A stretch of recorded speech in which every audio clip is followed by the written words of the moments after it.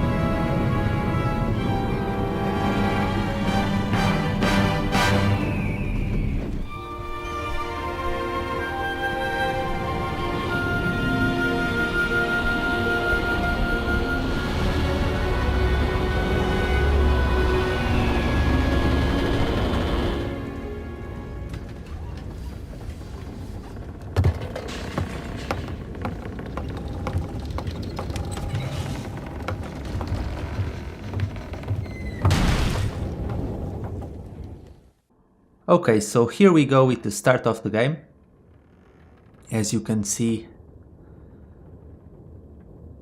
the main character has a monkey tail, which reminds me of Goku, but I like it personally. The main character is called Zidane, and before we lit the candle in the middle of the room, there are two items for us to collect here. So let's go ahead and get them. Some gil, and here's a potion, and now we can lit the candle, and that will trigger the first battle of the game.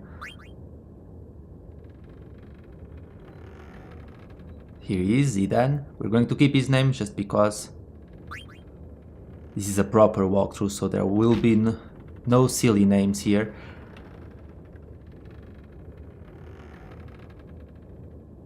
And by the way, as I said at the start of this walkthrough, if you're looking for a no commentary walkthrough for this game, there's going to be a link for it. So yeah, you can check that out as well. But that walkthrough is from 2011, as opposed to this walkthrough where I'm playing the Steam version that was just released. So we're going to start by stealing. Stealing is very important in Final Fantasy IX. The more we steal, the better. That will increase Zidane's Tiferi skill power later on.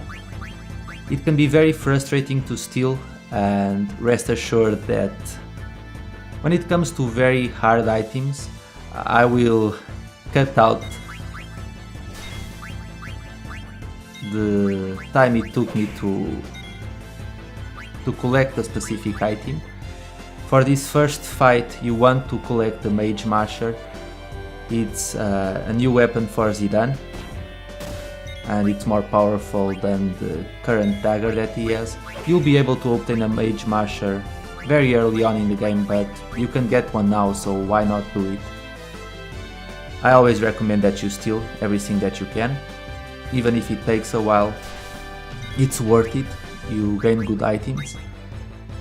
It's very important to place Sina in the back here, because Sina has little health and he doesn't last a long time. A couple of hits and he'll be down for the count, but if we put him in the back he'll take less damage, and that's what matters. So for future boss fights I will cut out the time it took me to collect a specific item, but there we go, we already got the Mage Masher, so it didn't take that long. Sometimes it takes longer than others, but make sure you collect it, and now as soon as you get that you can finish off this fight, so just keep striking him and he won't last long.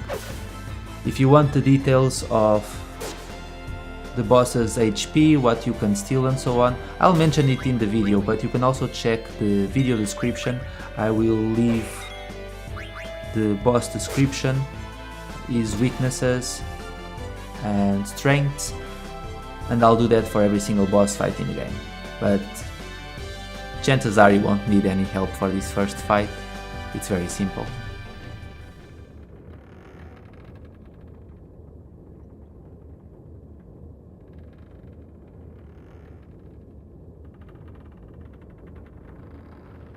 In fact, since this video walkthrough is going to be a long one, on every single video, if you check on the video description, under timeline, you'll be able to skip to all the key points of this walkthrough, so that should make your life easier as well.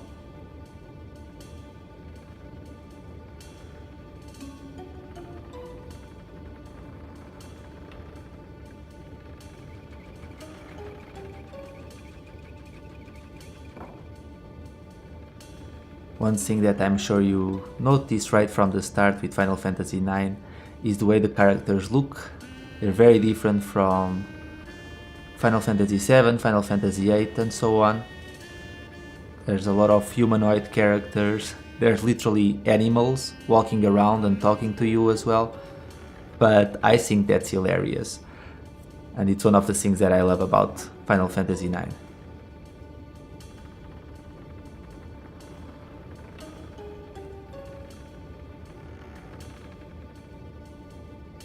Make sure you select the option to kidnap Princess Garnet, otherwise Zidane will act like an idiot here. And it's time for another cutscene.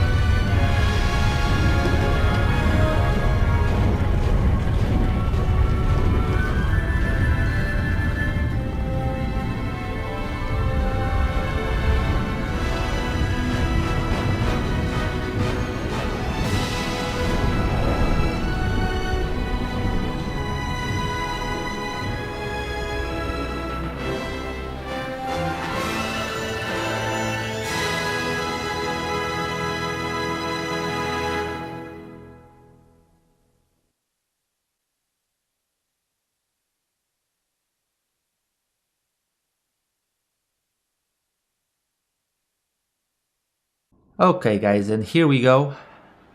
We are now in Alexandria and we'll take control of a new character, my favorite character in the game. Most of you already know his name, he's called Vivi and he's awesome.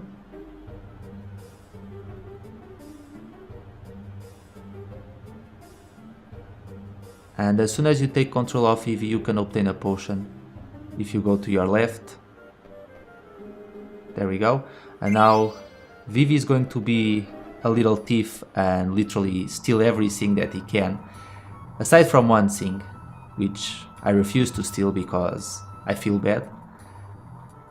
In this corner you can find Grandma's savings, but are you really going to steal from an old lady? And it's her savings no less, so yeah.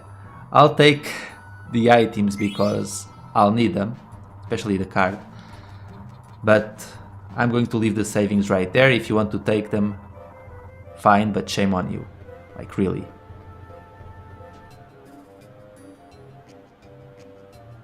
I wouldn't feel as guilty if it didn't say Grandma's savings. Plus I think it's only like 49 gil or something, so you really don't need it. You'll find that there are a lot of items scattered around here, a lot of cards as well. You have to be careful because if you are looking to obtain the maximum card level, you need to collect every single card and upgrade every single card to a class A. That's probably the only thing that I won't be bothered with because it can be really painful, but I will show you the location of all the secret cards that you can obtain as you play. I do like to play Tetra Master, but for me it's just something that I do on the side really, so I'm really not too worried about it. But there are a few cards that you can only obtain in very specific circumstances, so you can miss them. So it's important for you to collect all the items that you can.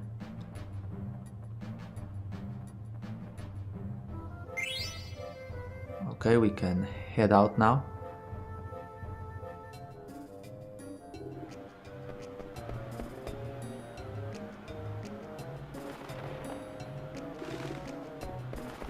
I think it's hilarious the way that Vivi runs.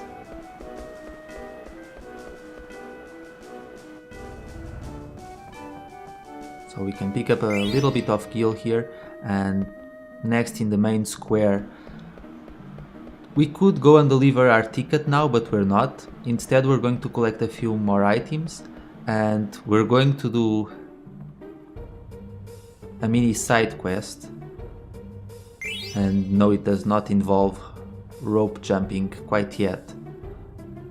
And honestly, I'm not going to be bothered with that either because it messes with my eyes pretty badly. But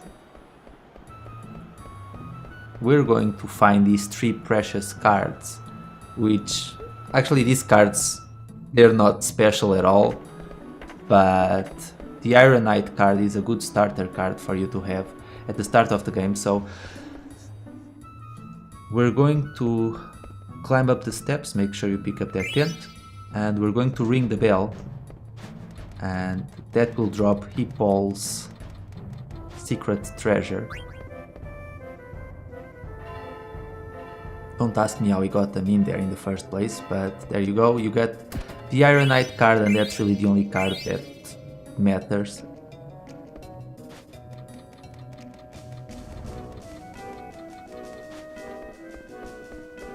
And like I said, you might not even feel the need to collect cards because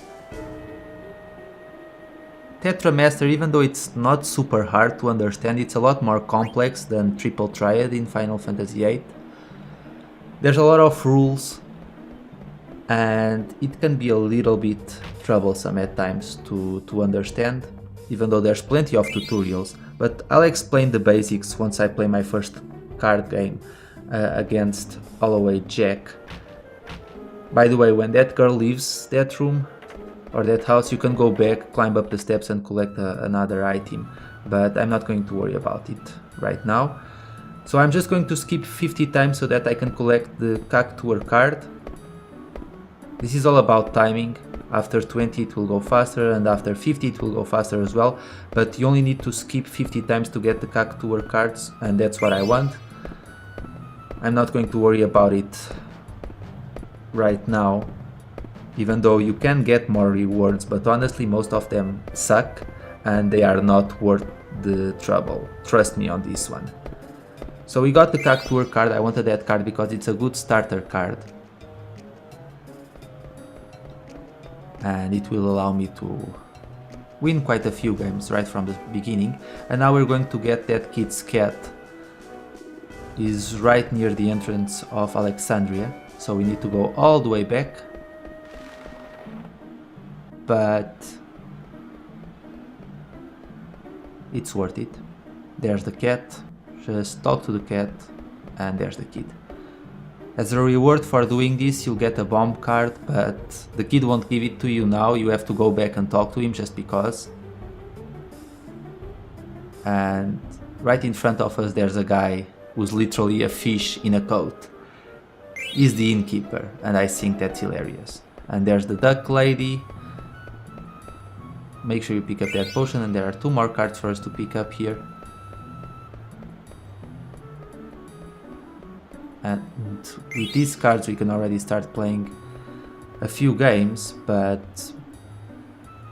first let's go ahead and deliver our ticket, advance in the story a little bit, and then we'll take care of the card game, because we need to advance the story in order to trigger the appearance of Alleyway Jack or Holloway Jack. So let's just give the ticket.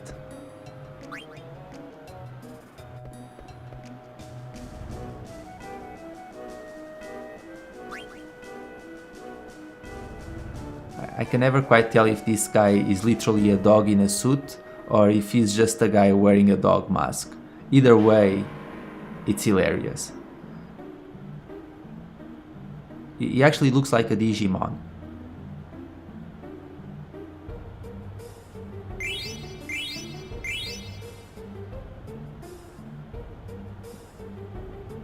So it's Alleyway Jack. Well, doesn't matter.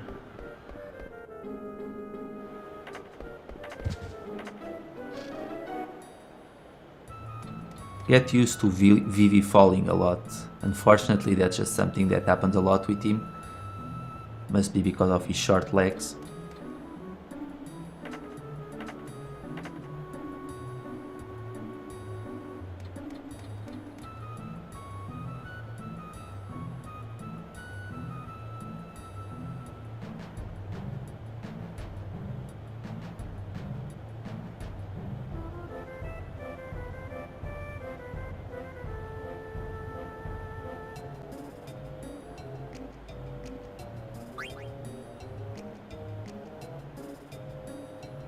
Now guys, if someone asks you on the street if you want to become their slave, say no. But for story reasons we have to say yes here. And we have to assist the rat kid, who is he's not a super significant character, but he's more important than you think.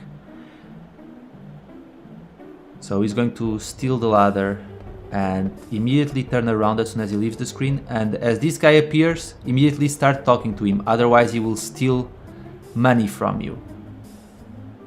And you don't want that. But that's Alleyway Jack, or Alleyway Jack, and we're going to challenge him to a card game.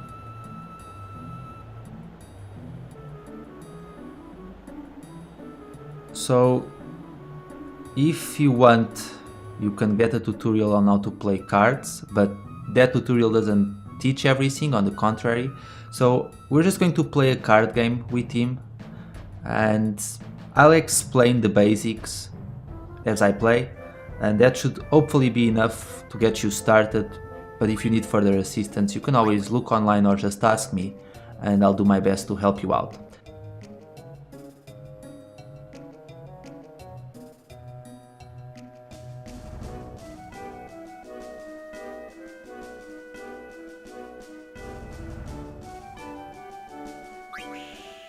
Okay guys, so this is how Tetra Master works. Each card has 4 values.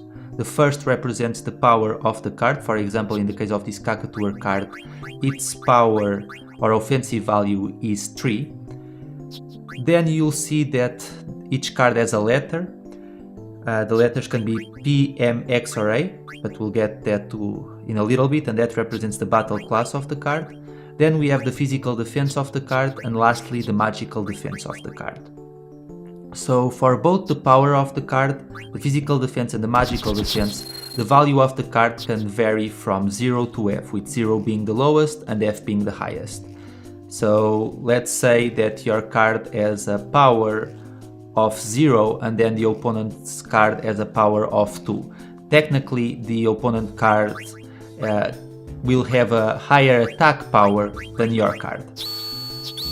When it comes to classes, there are 4 classes. The first one is represented with the letter P and it stands for physical class.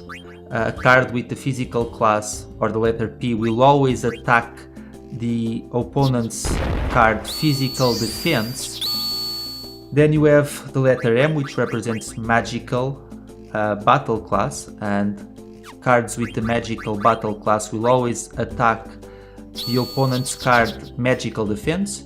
Then you have cards with the letter X, and that stands for flexible class. And with the flexible class, your card will always attack the weaker of the 2 defenses that the opponent's card has. So if the magical defense is lower than the physical defense, your card will attack the magical defense, for example. And lastly, we have the letter A, which stands for assault class. And the assault class is very special because your card will always attack the weakest value of the opponent's card, but it will always attack with its strongest value. So those are very good cards to have. A card battle only happens when an arrow is placed facing adjacent to an enemy card with an arrow facing back. So that's the only way a card battle occurs. So for example, if you place a card with an arrow but the opponent's card doesn't have an arrow facing back, then you will automatically conquer that card regardless of the value of said card. And that's pretty much it for the very basics of Tetra Master. Like I said, there's a lot of tutorials online, and if you need further assistance you can ask me. Playing Tetra Master is not a requirement in this game. It won't affect you at all, and collecting all the cards can be a pain, so you know. If you decide to skip Tetra Master completely, that's totally fine. I like to play it just, you know, randomly for fun, and I will challenge some people on Alexandria, but none of them have very good cards at this point anyway. But if you want to increase your winning rate a little bit, you can play with pretty much every random person on the street, and chances are you might get a couple of level 2 or level 3 cards along the way, but it really doesn't matter if you don't play either. And that's pretty much it for Tetra Master. Like I said, we need to move along. Make sure that before you step inside the church, you pick up that bomb card from the boy, because we want our rewards.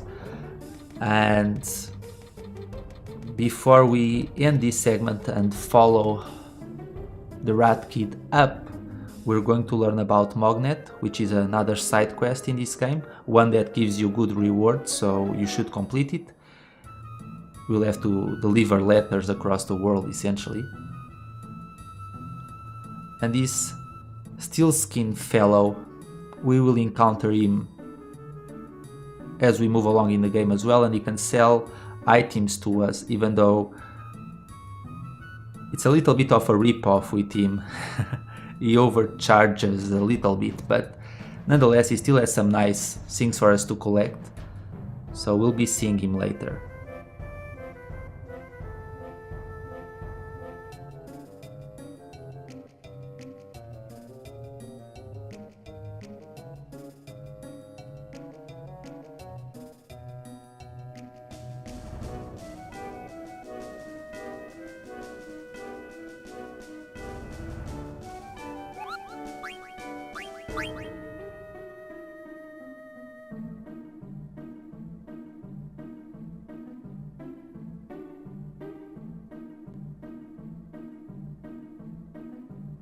So yeah, essentially we have to keep delivering letters between Muggles. Some of them are very well hidden, so it's hard to find them, but I'll show you all of their locations, and if we do everything in order, then we'll get a reward and we'll find the secret entrance to the Mognet Central.